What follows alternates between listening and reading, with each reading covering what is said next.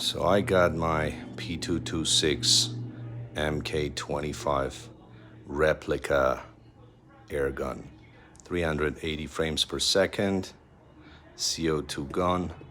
This thing is an amazing, I checked the reviews before getting it. Take a look, it came in the box. It's the safety guide basically in the box and the gun. There is nothing else. So here it is. The gun is fully metal. Just the hand grips are made of polymer or the plastic.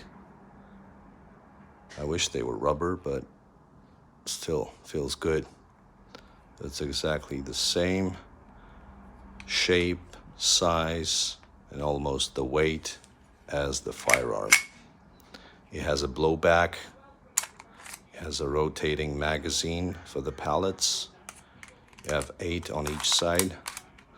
Overall, amazing.